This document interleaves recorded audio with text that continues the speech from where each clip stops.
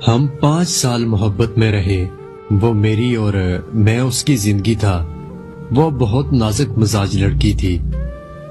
وہ پڑھی لکھی تھی اور میں ان پڑھ تھا. میں اردو بھی ٹھیک سے نہیں بولتا تھا. پھر بھی ہم ایک دوسرے سے بہت محبت کرتے تھے. ہم جب بھی بات کرتے تھے وہ میری انگریزی ٹھیک کروانے میں لگی رہتی, مجھے ڈانٹتی. میں 2 سال اس سے بات کرتے کرتے انگلش بولنا سیکھ گیا. ہماری محبت کچھ یوں تھی کہ اگر بات نہ کرتے تو ایسا لگتا جیسے دنیا ہی اجڑ گئی ہو.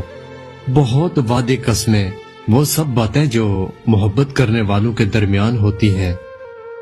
اور پھر ایک دن یوں ہوا کہ میں حسب معمول اپنی دکان پہ تھا اور اس کے میسج کا انتظار کر رہا تھا. یوں ہی سارا دن گزر گیا کیونکہ اس کا نمبر بند تھا. پھر کوئی 4 بجے اس کا میسج آیا. وہ رونے لگی. میں نے رونے کی وجہ پوچھی تو کہنے لگی آج میرے لیے رشتہ آیا ہے.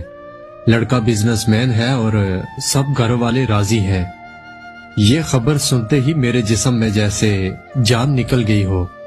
میں نے خود کو سنبھالا اور اسے حوصلہ دیا. میں نے کہا کہ تم پریشان نہ ہو, تمہاری شادی مجھ سے ہی ہوگی. میں اپنے گھر آیا اور اپنے گھر والوں سے بات کی, لیکن میرے گھر والے نہیں مان رہے تھے. خیر میں نے فیصلہ کیا یا تو وہ میری ہوگی یا میں مر جاؤں گا. میں نے اس کے گھر جانے کا فیصلہ کیا.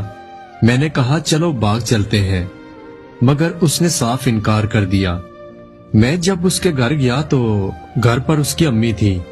پھر میں نے جب اس کی امی سے بات کی تو انہوں نے مجھے قسم دی اور کہا بیٹا اس بات کو یہی ختم کر دو اور چلے جاؤ.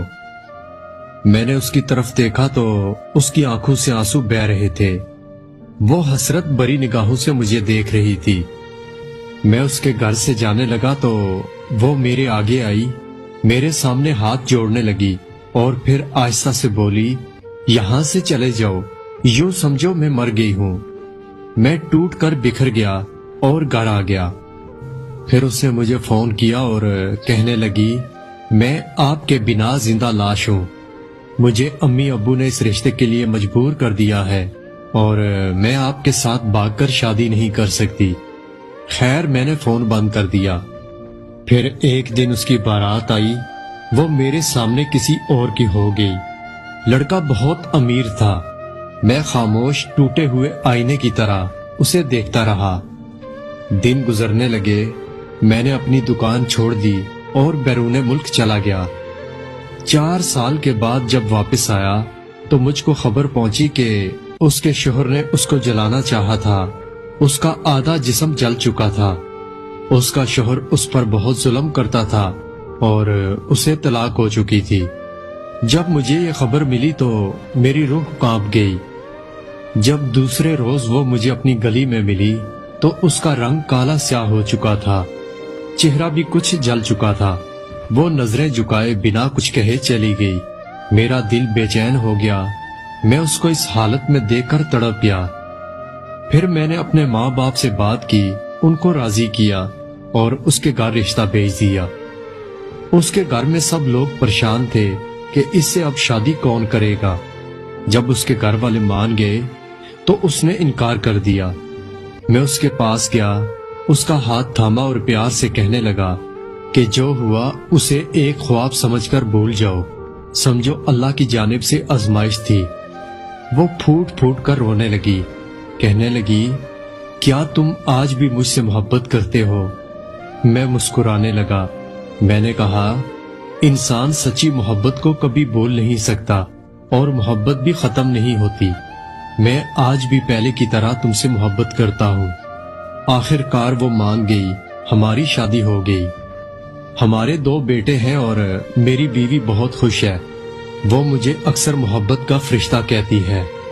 میں جب پوچھتا ہوں کہ یہ نام کیوں تو وہ کہتی ہے آج کل ہر محبت کرنے والا مطلب پرست ہے.